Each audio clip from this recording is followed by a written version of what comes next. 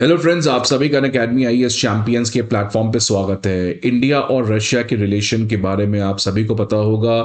कुछ साल पहले prime minister Modi Russia visit पे गए हुए थे और मॉस्को में उन्होंने कहा था कि every child in India knows that Russia is our best friend. हर बच्चे को इंडिया में पता है कि रशिया हमारा सबसे प्यारा मित्र है। And this friendship is primarily because of the trust which Russia has built over the years. जिस तरीके से कोल्ड वॉर में पूरा वेस्ट इंडिया के अगेंस्ट एक्टिविटीज़ में इन्वॉल्व था, पाकिस्तान को स्पॉन्सर करता था, उन डिफिकल्ट टाइम में Russia has always stood with us.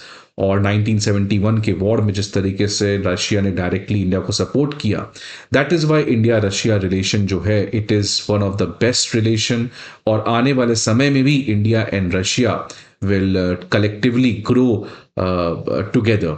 और इसी के बीच में एक इम्पॉर्टेंट डेवलपमेंट आ रहा है कि रशिया जो है वो अब 2025 से इंडियन टूरिस्ट्स के लिए वीज़ा फ्री ट्रैवल को इंश्योर करने जा रहा है।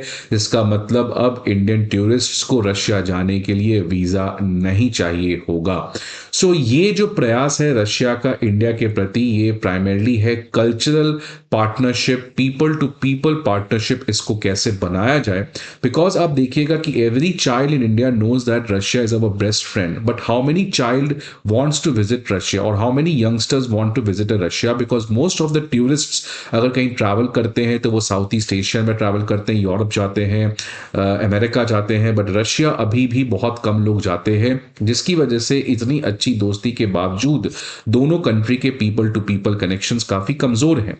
इसी को बिल्ड करने का प्रयास अब रशिया इंडिया दोनों करना चाह रहे हैं। और ये एक और बहुत बड़ा ट्रेंड बताता है कि अगर आप देखिएगा इंडिया रशिया के रिलेशन की ट्रैजेक्टरी, तो कोल्ड वॉर के समय मैक्सिमम कोऑपरेशन जो था वो डिफेंस पार्टनरशिप पे था। लेकिन अगर आज बात करें, आज इंडिया और रशिया की डिफेंस पार्टनरशिप उतनी स्ट्रांग नहीं है। एक जमाने में हम 80% आर्म्स इंपोर्ट किया करते थे अपने टोटल रशिया से, आज वो 50% से घट के 46% पे आ चुका है, बिकॉज इंडिया के पास आज डिफेंस पार्टनर्स और भी हो चुके हैं, अमेरिका, इजराइल, यूरोप।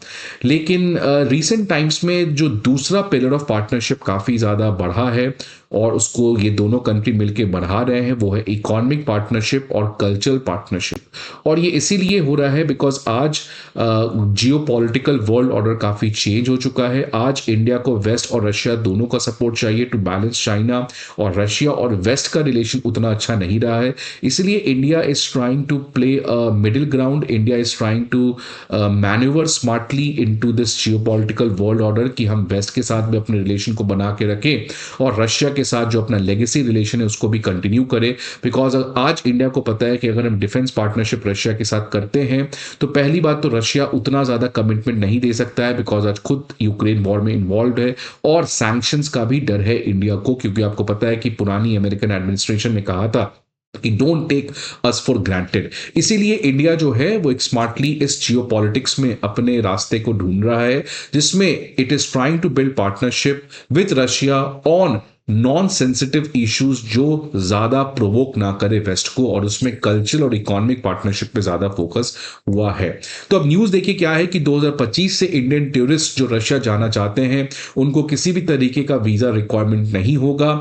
ये जो आउटकम है, ये आउटकम बेसिकली काफी समय से इस तरीके के डिस्कशन चल रहे थे कि कैसे वीजा रेस्ट्रिक्शंस को कम किया जाए और टूरिस्ट एक्सचेंज प्रोग्राम के अंदर वीजा फ्री एंट्री को प्रमोट किया जाए इंडिया का रशिया के साथ। अब अगर करंट स्टेटस की बात करें तो 2023 में ऑलरेडी इंडियन ट्रैवल्स जो हैं वो रशिया के यूनिफाइड ई वीजा के फैसिलिटी को अवेल कर सकते हैं। यूनिफाइड ई वीजा का मतलब ये वीजा आपको डिजिटली अप्लाई करना होगा, और अगर ये वीजा आपको मिलता है जो 4 से 5 दिन में प्रोसेस हो जाता है, इस वीजा के थ्रू आप रशिया विजिट कर सकते हैं बिजनेस पर्पस के लिए या टूरिज्म पर्पस के लिए या दोनों पर्पस के लिए। मतलब आपको एक ही वीजा चाहिए जो कि डिजिटली आपको मिलेगा, और उस वीजा से आप बिजनेस टूरिज्म दोनों के पर्पस के लिए आप उसको यूज कर सकते हो। लेकिन इस इंप्रूवमेंट के बावजूद अभी भी बहुत सारे ऐसे प्रॉब्लम्स थे, ब्यूरोक्रेटिक डीलेस थे, कॉम्प्लेक्स डॉक्यूमेंटेशन था, जिसकी वजह से अभी भी जो ईज ऑफ ट्रैवल है उसको इंश्योर नहीं किया जा पा रहा था।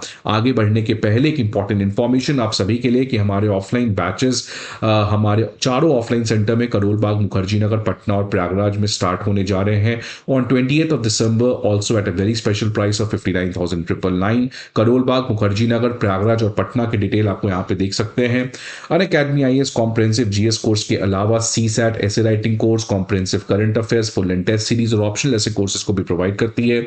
इन सारी इंफॉर्मेशन के लिए आपको हमारे ऑफलाइन ब्रांचेस पे विजिट करना होगा, या नहीं तो आप हमारे ऐप को डाउनलोड कर सकते हो। अब ये मूव क्यों है, why did Russia is trying to do this move? Because अगर आप बात करिएगा, इंडियंस लास्ट ईयर जो मॉस्को विजिट किए थे वो लगभग 60,000 के करीब था, जो कि 26% इंक्रीज हुआ है 2022 से। लेकिन इसमें भी आप याद रखिएगा, मोस्टली जो रशिया ट्रैवल करते हैं वो टूरिज्म के लिए नहीं है, वो मोस्टली बिजनेस पर्पसेस के लिए है।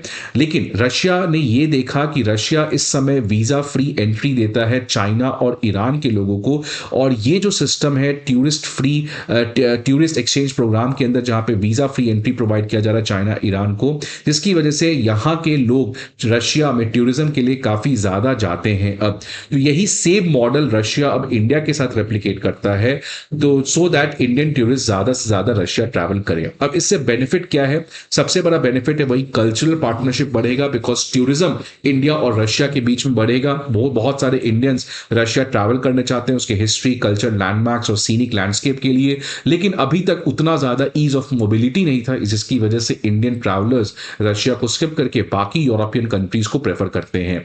अगर आप ये टॉप 10 डेस्टिनेशंस जहां पे इंडियन जाते हैं तो उसमें रशिया अभी भी नहीं आता है। उसमें टॉप पे यूएई है, फिर यूनाइटेड स्टेट्स है, आप देख सकते हैं सिंगापुर है, थाईलैंड है, यूके है, कतर है, तो यहां पे ज्यादा से ज्यादा इंडियंस जाते हैं। और इसका एक सबसे बड़ा बेनिफिट है कि आपको पता है कि हेनली पासपोर्ट इंडेक्स में लास्ट ईयर इंडिया का रैंकिंग 82nd पे आया था, जो कि बहुत पीछे है, और भारत सरकार कॉन्स्टेंटली प्रमोट कर रही है कि कैसे मैक्सिमम कंट्रीज के साथ वीजा फ्री एंट्री को प्रमोट किया जाए, जिसकी वजह से इंडिया का हेनली पासपोर्ट इंडेक्स में जो रैंकिंग है ये थोड़ा और ऊपर जा सके।